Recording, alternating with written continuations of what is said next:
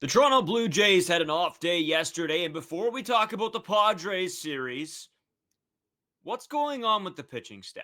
We got to have a conversation. Where's this team's ace?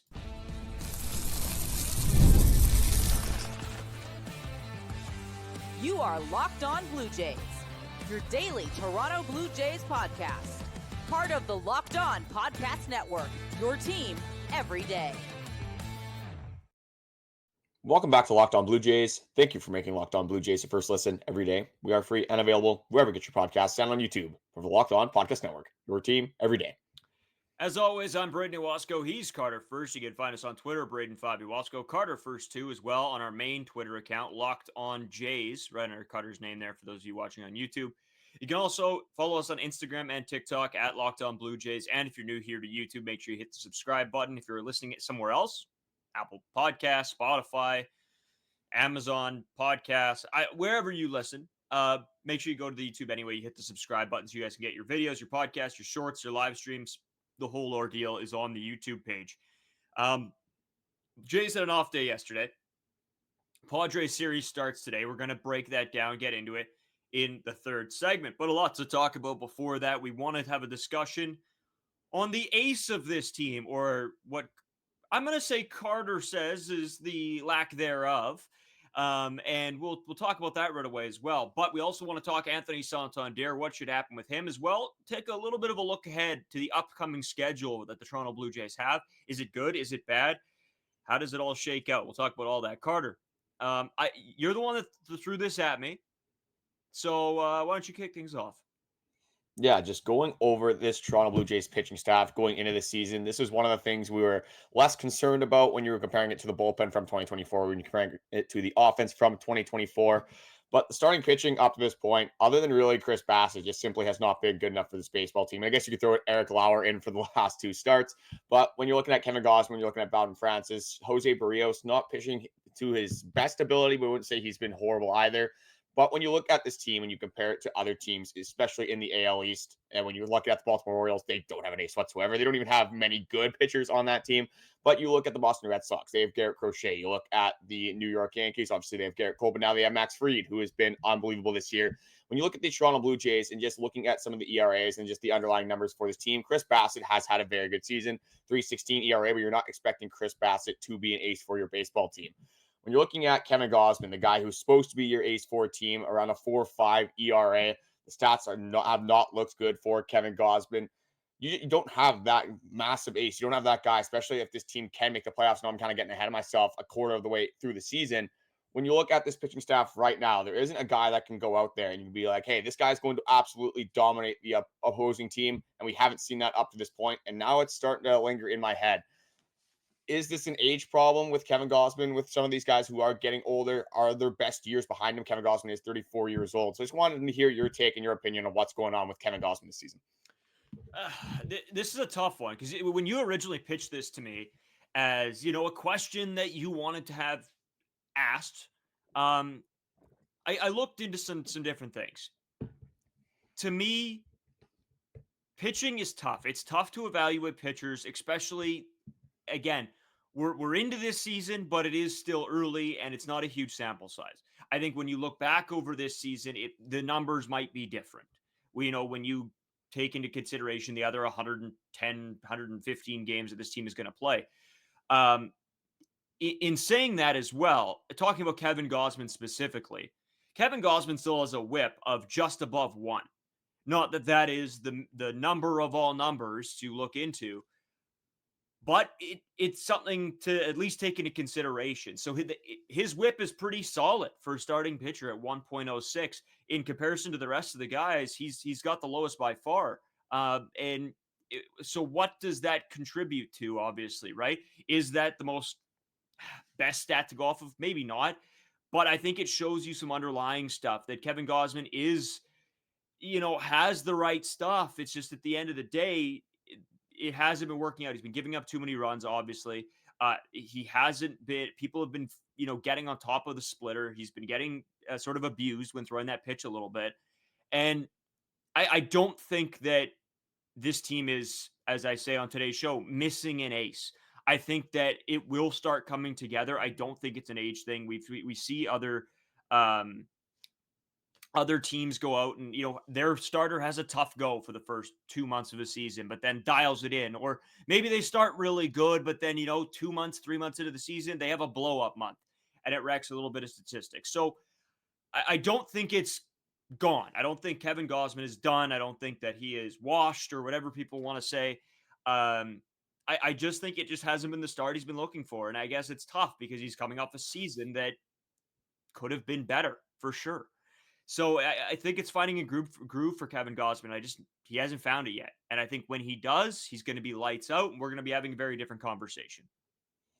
Yeah, you brought up the whip, and I'm going to kind of give reasons why that stat isn't really going to matter for Kevin Gausman, because the issue with Kevin Gausman is he is getting hit hard all the time. And they're not, when they are hitting the ball off Kevin Gausman, they are roping the ball. It is not bloop singles. They are driving balls in the gaps. They are hitting home runs. And I have some stats to back that up. He has the hardest hit percentage of his career at 44.1%. We haven't really seen the strikeout stuff that we're accustomed to seeing from Kevin Gausman. 2023 did get some Cy Young votes. Had a 31.1 strikeout rate in 2023. I'm not necessarily saying we're expecting that right now, but it can't be at where it is right now. 21.4 in 2024. This year, it's only at 22.9. That's not stuff that you want to see, especially with the strikeout numbers from a guy like Kevin Gausman, who has been a more notorious strikeout guy. Chris Bassitt has more strikeouts right now than Kevin Gausman. And Chris Bassitt isn't necessarily known as a strikeout guy whatsoever. And another bad thing, unfortunately, looking at the underlying stats from Kevin Gausman, is that the batting average in balls in play is the lowest of his career. So that could suggest that he has been getting relatively lucky when people are hitting balls, especially because they are hitting balls so hard.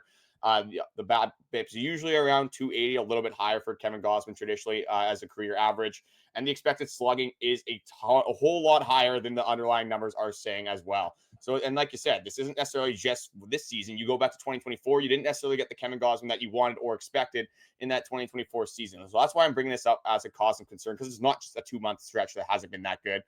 It kind of dates back to 2024 in that entirety as well. Again, it's a different mindset in 2024 when you have the starting pitchers go out. The offense was horrible. The bullpen was horrible. It's tough to, have a mental frame, especially where you are at in Kevin Gausman's career, 34 years old. He wants to win. So if your team is not going to win, it's definitely hard to go out and pitch. You saw that a little bit with Chris Bassitt last year. But the barrel percentage, again, 12.6% is also the highest point of his career. And some other numbers, just the last thing I'll kind of say, to throw it back over to you, is that he is not getting as many ground balls as he used to. And as we know, you cannot hit a home run if you're hitting the ball on the ground. If the ball doesn't get in the air, yeah, it's impossible, obviously. So his ground ball percentage is at 37.1. And then in turn, he is giving up more fly balls. The fly ball percentage is at 32.9, the highest of his career. And we've just been seeing teams really look like they're on top of the splitter, like you said. You're not getting as many whiffs, you're not getting as many swings and misses, and that is why they're playing better off the fastball. And the splitter's not on. Obviously, that is Kevin Gausman's bread and butter. I think, like I said, with all these underlying stats kind of pointing to Kevin Gausman not necessarily pitching up to his caliber, I'm not saying that he's washed either. Like I said, it is a small sample size for 2025. But again, a lot of the things that we're seeing this year also occurred here in 2024. Yeah, I'm not going to argue the stats with you. I just think I think I'm going to bring this back to the Bowden Francis discussion we had a couple days ago,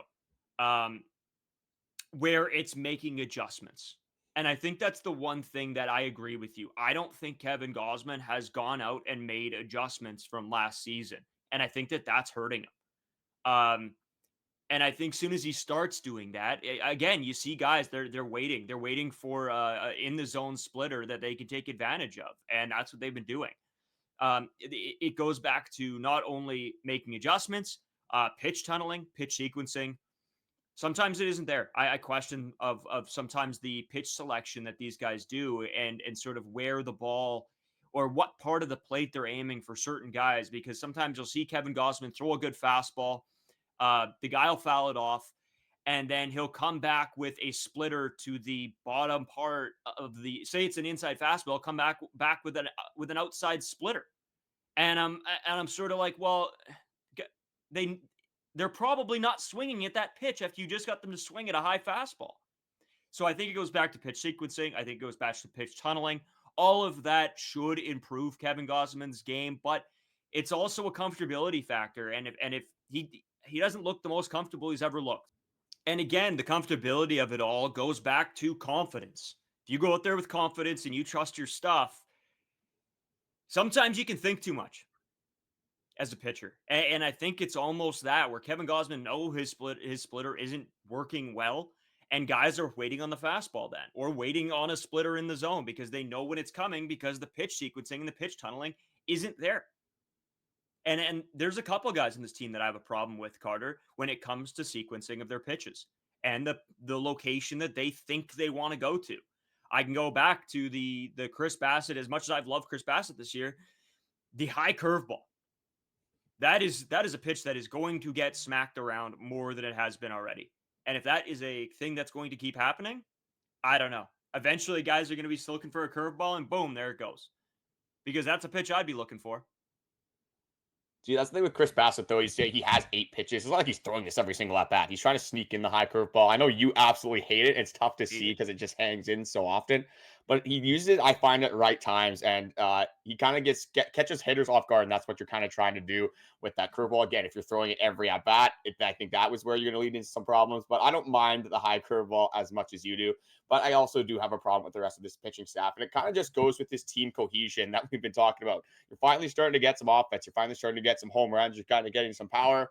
And the starting pitching has a bottom 5 ERA in all of baseball. Kevin Gausman is among the bottom 10 qualified pitchers in worst ERA. So he's top 10 worst guys in ERA. Bowden Francis is number 2 among qualified pitchers in ERA, which is not a good thing. I have high 5s ERA. So you got 2 guys on your pitching staff out of your 4 qualified starters that are in the worst in the 10 worst for ERA. Jose Berrios, again, not the worst thing, but again, you want those numbers to go down. You want some of those earned run averages. Obviously, you just don't want him giving up as many runs, especially early on in baseball games. Recently with the Toronto Blue Jays, they've been playing from behind a whole lot. They have a ton of comeback wins this season. Obviously, you don't want to be playing from behind game in and game out.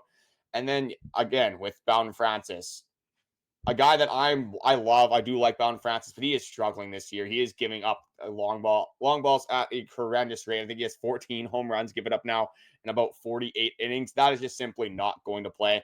With Max Scherzer being on the IL again, Alek Manoah is coming back. That is something that can be thrown into the equation, but he's going to have to ramp up. You have Spencer Turnbull. So right now, when you have the offense heating up, you have the bullpen playing pretty well as well. And now all of a sudden, the starting pitching isn't necessarily up to par. That has been a problem for this Toronto Blue Jays team. And just looking at, again, other teams in the AL right now, like the way Kevin Gausman is playing, I'm taking Nathan Eovaldi, I'm taking Logan Gilbert, Garrett Crochet, Max Fried. You have so many guys that, again, if you're looking and comparing Kevin Gausman to some of these other teams' top starting pitchers, I'm not necessarily liking the comparison at this point in the season. Yeah, and I get that. But I think the good thing about this Toronto Blue Jays team for a long time is it's by committee, right? It's not we have a Paul Skeens. It's we have 4 guys that can go out there every night and give you quality starts. And so I think it's a different mindset. Honestly, I think it's a good mindset to have. I don't think you need one guy that's going to go out there and kill all the time. But you need 4 guys because otherwise so we have Paul Skeens, that's great, but then if you have 4 bums that are going to go out there and deliver you losses every time. So yes, is it looking like this team has a number 1 pitcher in baseball right now? No. But I think the by committee mentality is a great part to try to win more games throughout the regular season. Now, has it translated? No. But I understand the idea of paying everybody a little bit instead of one superstar pitcher. You sort of have, again, by committee. And I think that was the goal with this Toronto Blue Jays team, is to give them the best opportunity to win, to create from 1 to 5 solid pitching staff that can go out there and give you quality starts, especially when Alek Manoah comes back as well. You're hoping that he can then go into it and add to that.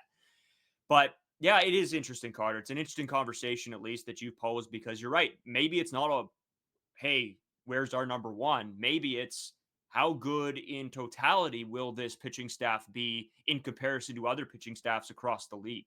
Maybe that's a bigger question than, hey, why don't we have a number 1 guy? So it's going to be interesting to see sort of how this plays out this season, because I think, again, going off of last year, maybe we should have been a little concerned. But again, small sample size so far. We'll see how it plays out.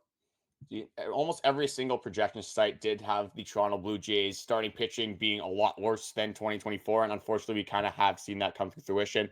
And in the regular season, obviously, you need multiple good pitchers. You can't just have one ace and then four bums rolling out every single time.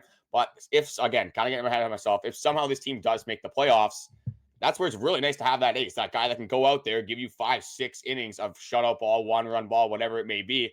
Again, right now, if Kevin Gausman is your opening guy in a playoff series, if you do end up getting there, you got to have some confidence in him because he is a veteran and has had that experience.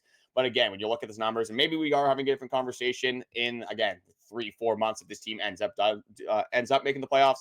But right now, if Kevin Gausman continues to produce like he has in 2024 and the start of 2025, it's going to be very tough for this team to win a playoff series, especially with the lack of wins and the lack of success that this team does already have in their recent playoff series. But we do want to go into some other stuff as well. Another guy that has been a little bit of a problem for the Toronto Blue Jays that we have to talk about. We're going to get into that coming up.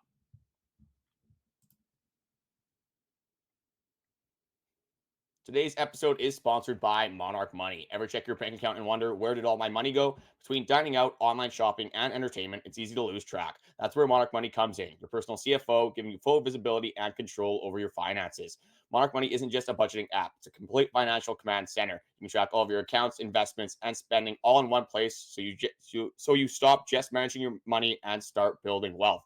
When I moved into Winnipeg, when I moved into the city, I was from a small town and I had a bunch of different food restaurants available to me, a bunch of stuff I wanted to try. And I realized pretty quickly that ordering food out gets very expensive. I got Monarch Money, realized, hey, I'm spending a whole lot more money that's in my budget for takeout food, whether it's dining in, anything like that. And Monarch Money was a huge help in kind of realizing, hey, I got to make a little bit of a lifestyle change and start making more home-cooked meals. Take control over your finances with Monarch Money today and use code LOCKEDONMLB at monarchmoney.com for 50% off your first year. That is monarchmoney.com, code LOCKEDONMLB for half off your first year. Carter, before we get into the upcoming schedule of it all and the series preview against the Padres, it's time. It's probably long overdue. It's a guy we've had some discussions already about. That's Anthony Santander. He's been moved up and down the lineup a little bit. He's been moved to 5. He's been at 3. He's been at 4. He's just not been what I expected. And I know we're going to hear the people, notorious slow starter, blah, blah, blah. I'm done. I'm over it. You got to be better. You got to be better. I mean, this is a guy, baseball savant I was looking at, Carter, just the other day. It is just horrible. Like, it is a disgusting display for a baseball savant that you're paying a guy $92 million to play for your baseball team and produce home runs. A guy that hit 44 last year, you thought, hey, if he can deliver you 30, 35, you're thrilled with that. But, man, it's not looking like this guy is going to do anything else but hit a couple home runs here and there. Because him getting in front of the baseball, if he hits one more baseball insanely early, I'm going to lose my mind. I swear to God, once in at bat, you think, wow, that's a great swing, but it's almost behind him. That's how early he's swinging at pitches and getting contact. It is frustrating to watch, to say the absolute least, Carter. Yeah, one thing with Anthony Santander, just the way he is, kind of just that bad ball hitter, is going to just have a bad chase rate. So when things aren't going well for Anthony Santander, it makes you want to tear your hair out because he's swinging at pitches in the dirt, swinging at pitches almost a foot off the plate, fouling off a ton of pitches. He's one of the guys that fouls off the most pitches in the entire league. But when you can look at the stats and you can just realize that he's just not barreling up baseballs. It just has not been good with Anthony Santander. And part of that reason, I'm not going to use this as an excuse for him, but he has been dealing with a few injuries. He had to sit out multiple games, obviously, in this Detroit Tigers series. First, it was a shoulder injury. Then it was a hip. So there could be a little bit of fatigue and maybe some pain with Anthony Santander right now. But at that point, you got to just put him on the IL. Again, over these last couple of weeks, he has sat out multiple games. So if he is hurt, if he is dealing with stuff, the at-bats have been absolutely horrific. Just put this guy on the IL. We've already seen John Schneider starting to experiment with him a little bit, having Daulton Varsho hitting in the 3-hole, Alejandro Kirk hitting in that 4-hole, drop Santander to the 5-hole. So if this guy is hurt, if that is one of the reasons why the at-bats have not been good, especially recently, just throw him on the IL because the confidence is at an all-time low. You can tell that he is struggling. He had a quote at the Rogers Center in the locker room that just said he's battling. and didn't want to use the shoulder injury or the hip injury as excuses. But again, something just seems off with Anthony Santander. Again, it's been a very tough watch over these last few games. Yeah, Carter. I mean, his barrel percentage is the lowest of his career so far. He's his weak contact percentage is the highest of its career. It's all just looking not good, and obviously there is something up because again, I don't want to say small sample size because it's been a month and a half, 2 months of baseball already. At the same point, there's got to be something because I think I don't expect to see Anthony Santander hit 192 the rest of the season. He's going to be a probably 230, 225 hitter that hits probably 30, 35 home runs. That's what he should be. That's what you're expecting because of the chase rate and because he is a bad ball hitter. But as of right now, if I have to pinpoint one thing that's wrong with him is I don't know, Carter. This is a guy throughout his entire career that has been a bit of a wild card swinger. So I can't even say, well, he's swinging at pitches in the dirt. Well, yeah, that's how Anthony Santander has always hit the baseball. Oh, he's chasing pitches. Well, yeah, that's how Anthony Santander has always been. And if he stops doing that, does he become a better hitter? Or is he just off right now? Is it injuries? Is it just him having a bad start to the season? I don't know, but either way, whatever it is, it's not good. Yeah, I'm not going to be a guy to evaluate like a 5-year contract over the first month and a half, 2 months of the season. But it is tough when, again, we talked about in the offseason, the guy coming off of a career year of 44 home runs. The contract, not necessarily that bad. We said it is a pretty good contract for what Anthony Santander traditionally is. And I'm not going to lie, I don't care about Anthony Santander's average. He's not going to be a high average guy. The OPS and the slugging is where this guy has been lacking, obviously. You want this guy to hit home runs, especially with the home run problem this team used to have, I guess, because it hasn't really been a problem recently. But if you have Daulton Varsho firing, you have Alejandro Kirk firing, you have Nathan Lucas, Miles Straw, these guys at the bottom of the order, Aston Barger, that are firing as well. If you would have had Anthony Santander just playing even average or slightly below average baseball in terms of Anthony Santander's skill set, this team would be looking a whole lot better, and they probably would have ran themselves into a few more wins because it seems like every single time this guy comes up, it's in a big moment. There's runners on base. It's in a clutch. It's a very big scenario in the game that could completely change the game's feel and orientation. And then he goes up and he either pops out, he strikes out, just weak contact, a weak ground ball, double play ball, whatever it may be. He has been honestly by himself a rally killer in so many different instances early on in the season. So it definitely has been a rough watch, but it can't get much worse than this, right? There's no possible way. Things have to get better for Santander, but we just got to figure out what this guy's problem is. If it is that injury, leave him out of the game and let him have some rest because we want Anthony Santander to be able to produce for the rest of the season. Yeah, and again, I go back to this, right? These guys that have been in the league a long time, they know themselves, and maybe this was him saying, "Hey, I need a couple games here," and maybe that is to heal some things up. Maybe it's to clear his head. Who knows? I don't care. Do whatever you have to do. You know yourself better. A lot of these pitchers, I usually like to say that with the Max Scherzers, the Kevin Gausmans, the Chris Bassitts, when something's off with these guys, they're probably the first ones to know about it. And they don't need somebody coming in there and telling them, what they think or listening to two guys yap about it on a podcast. So hopefully Anthony Santander will figure it out. But again, we'll have to wait and see. We're probably going to have more and more conversations on Anthony Santander over the coming days as well.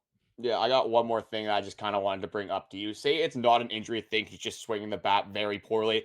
What are you doing with Anthony Santander? Are you leaving him in that 3-hole? Are you moving him down to that 5-hole regularly? You can't, again, just sit Anthony Santander on the bench. That doesn't make any sense. He's too good to not have in the lineup. I know the at-bats have not been good, but what if it's not an injury related? What is your fix for Anthony Santander right now? No, you move him down. That's it. You move him down. You take him out of the prime spot where you need RBIs, and you put him somewhere lower, and you hope he figures it out. Because you're right, you can't sit that kind of guy. You just have to hope that he goes through the trials and tribulations a little bit and is able to come out on the other side. And if he has to do that from the 6th hole, then he has to do that from the 6th hole. And if you have guys like Varsho and Kirk playing super well, move them up. You're in a spot where you have to be able to generate RBIs. You have to be able to generate runs. And if those guys are the ones delivering, I say this all the time, it's riding the hot hand. I don't care if it's your guys that are making $1 million or if it's the guys making $15-20 million. It's who's playing the best baseball at the moment, Carter. I mean, I don't think it's that hard of a decision. You just have to move them down and play the guys that are doing well at this specific point. Well, and like we said, with Daulton Varsho playing well, George Springer kind of having a bounce back season up to this point, Alejandro Kirk being there, you do have a little bit of wiggle room with Anthony Santander. Personally, I don't think you move him farther down than 5. I think you kind of sit him at 5 for right now. I think you do give Daulton Varsho those at bats. Maybe you do give Alejandro Kirk those at bats. I guess you could move him down to 6 if you really want Springer, Kirk, and Varsho kind of in that line somewhere. But yeah, you can't obviously move Anthony Santander that far down because he's a guy that is going to drive in runs, a guy that traditionally is going to hit for some power. We just have to wait for that power surge to come. But we do quickly want to go over the schedule and just what kind of the future is looking like for the Toronto Blue Jays over these next few games. Obviously, in this third segment, we are going to preview the San Diego Padres series. That is going to be a tough series at the Rogers Center. But then after that, they do have the Tampa Bay Rays in the AAA ballpark. And if we remember what happened with Vladimir Guerrero Jr. when he played in the AAA ballpark, things went pretty well for the Toronto Blue Jays and Vladimir Guerrero Jr. So you got Tampa Bay, then you do have the Texas Rangers, the Oakland Athletics to round out May. I'll go over the next couple in June. You got the Phillies, and you got the Twins, the Cardinals, who have been a little bit surprising this year, actually. The Phillies again, and then the Arizona Diamondbacks. So again, you're not playing necessarily the greatest teams on the schedule, but the Texas Rangers do have the ability to obviously kind of activate at any time. The Oakland Athletics have been decent. The Tampa Bay Rays, always a tough team for the Toronto Blue Jays to play. How optimistic are you feeling about the schedule, especially comparative to how hard this schedule was for the first month and a half of the Toronto Blue Jays? Well, and that's exactly why I wanted to have a little bit of a conversation around the schedule, is that you went through a grueling part of the schedule at the beginning of the year. Now you're getting to a point where, hey, you're playing teams that are in line with how you've been at the start of the year. So now this is an opportunity for you to push yourselves and get above 500, hopefully. I mean, hopefully they don't drop all 3 games against the Padres, and then you have a chance to make up some ground against, the Rangers, the Athletics, the Rays. Again, you get into like the Phillies, that's a bit of a harder series. The Twins, I think you can pick up some. Cardinals, I think by that point, who knows? They might have changed. They might not be doing as well. You might be able to pick up some there. The Diamondbacks are going to be tough. But I mean, overall, Carter, I think this is a point in the season that you need to be racking up some wins. You need everybody at their best. So again, tough Padres series coming up, but I think this is a pivotal point in the season that we'll see over the next about a month. Yeah, I want to see obviously a massive difference in this Padres series. And like I said, if you can split going 3-3 against the Detroit Tigers and the San Diego Padres, 2 teams with very good records, that is something I can get behind. But we do have a Padres series, obviously, to preview in further depth, and we're going to get into that after this short break.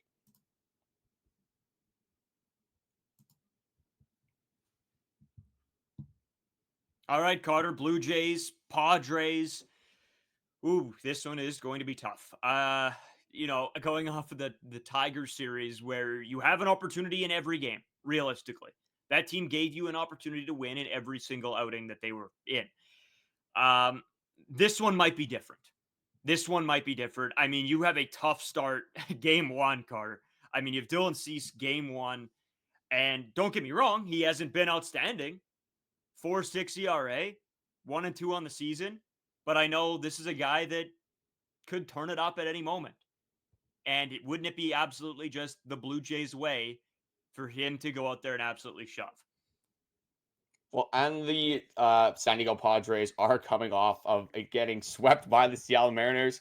So it would be a typical Toronto Blue Jays thing for, again, a team that isn't necessarily playing their best brand of baseball in the last little stretch to just have a complete turnaround and either win 2 out of 3 or sweep the Jays. Again, a sweep would be a shot in the heart for this baseball team, especially with the way things have been going recently. But you do avoid Michael King. I guess that is one thing that is okay for the series. But like you said, you do have Dylan Cease on the mound on that Tuesday game. Then the Wednesday start, I believe that will be Kevin Gausman versus Randy Vasquez. And then you have Stephen Kolek versus Bowden Francis. Again, Bowden Francis, Kevin Gausman have not been that great this season. I mean, you have to have a little more faith in Kevin Gausman to bounce back than right now with Bowden Francis because that home run problem is real. And it is definitely scary when you have Fernando Tatis coming over. He's probably going to pimp a home run off Bowden Francis. That might be the easiest FanDuel bet, unfortunately, of all time. What is your expectation for this series? What would you be happy with after the San Diego Padres series? Just kind of give the people your take on what's going to happen. Yeah, I don't think this is going to be good. If I'm being honest with you, I'm sort of, the writing is a little bit on the wall here for the series. I don't want to say it'd be good for this team to win one of the games, but I think I'm okay with them going 1-2 here. I'm not happy. I'm not like woohoo, but hey, at least you're not getting swept. That's the goal for me. Winning 2 is, I'm over the moon. I'm thrilled. I just don't know if that's in the cards, really. I think you almost need to win that Kevin Gausman start against Randy Vasquez. I think that's where you got to take advantage. Because again, with the way Bowden Francis has been pitching recently, I am not very optimistic. You get better hammer that over in that baseball game. So I think it's really going to come down to the Chris Bassitt and Dylan Cease start. I think that the Toronto Blue Jays can get that Kevin Gausman win. But the way things that have been going, the way the San Diego Padres have been playing, Fernando Tatis, how hot that guy has been, I am going to put this as a serious loss to the Toronto Blue Jays as well. You need one here for sure. I think like the sky will be falling if this team does get swept in this series. Dylan Cease, again, would be a typical bounce back guy that would probably go 7 2/3 innings and gives up 1 earned run against this baseball club. But I guess you got to be optimistic. The bats have been getting a whole lot better for the Jays. So we just gotta, continue on with that grind. Hopefully get some better starting pitching. Hopefully just don't get down super early in baseball games like this team has been doing recently. A lot easier to play from ahead than it is to play from behind. Carter, just before we keep going on this series preview, I have been doing a little bit of standings looking. I'm not going to say I'm watching yet because it's still early. Jesus, I'm sounding like John Schneider. But and a couple interesting points here to bring up. The Blue Jays still sit third in the AL East. I think we're not the Orioles. The sky isn't falling quite yet. Let's just temper the expectations and remember this is a long season. Now, this is interesting for me. So the Blue Jays right now are 7th in the wild card. Their run differential is minus 28. Not great. Not great. And then you go up. Red Sox are plus 8. The Rangers are +1, so they're right at that sort of median level as well. The Astros are +20, but then you get up and you're actually in the wild card spots. The Royals are -1, and the Guardians are -20, sitting in the second wild card spot, Carter. And I know it's still early. I just find it super interesting. So you got to remember it's still early. Everything's very volatile still. Positions can switch. I wouldn't be completely out on this team yet. And I've been seeing a lot of that. And I think there are way more positives this year than there were last year. And I'm way more optimistic. Do I think that they're a playoff team? I don't know. I'm hoping. But I wouldn't be fully out yet. That's all I wanted to say. Yeah, definitely still pretty early to be on the standings watch. But yeah, you're 2 games under 500. I think that the battle against 500 was what kind of holding true to me. And again, if you continue to drop games early on in the season, there might be an issue for this team, especially coming this trade deadline with a big offseason. Obviously, you have Bichette that is still looming with a contract extension. So I think that this season's production, this level of success you do have in the season will obviously greatly impact that. But yeah, you're still in an okay spot. Again, you do have some opportunity with the schedule coming up to win some baseball games. They just got to execute. This team is horrible at having good starting pitching, good bullpen arms, and good offense at the same time. If you can finally see that starting to click a little bit, obviously that is going to be a very good recipe for success and a very good chance that the Toronto Blue Jays will win a lot more baseball games in the future. But just wanted to say, thank you guys for watching, the likes, comments, everything recently has been much appreciated. This long weekend, wasn't that busy, to be honest, but it feel like it beat the crap out of me. I'm absolutely exhausted right now. Not excited to go back to work tomorrow. But hey, the Toronto Blue Jays also go back to work tomorrow. We do get a San Diego Padres series. As much as I might be terrified watching some of the at-bats, definitely fun to see an NL team as good as San Diego Padres. Again, they have so many fun players on that baseball team. Jackson Merrill, obviously another guy that I'm excited to watch as well. So as much as it might go good, it might go bad, it is fun just from a baseball perspective to see some of these guys that you don't necessarily see all the time come to the Rogers Center. Yeah, exactly. I'm right there with you, and I want to see this team do well. So I'll be heavily cheering against the Padres and Machado and Tatis and I don't know. I got a couple coworkers at work that are huge San Diego Padres fans, so I'm praying that the Blue Jays can come out of the gates hot, pick up that first one, and then Kevin Gausman go out on the mound and prove us wrong on this podcast and really shove against a good NL team. As like Carter said, thank you guys for listening, watching, whatever you do. Tune in. Make sure you guys go and subscribe to us on YouTube, on Twitter, on Instagram, on TikTok, wherever you can find us, honestly. It helps out a bunch. Thanks again. We'll talk to you guys tomorrow.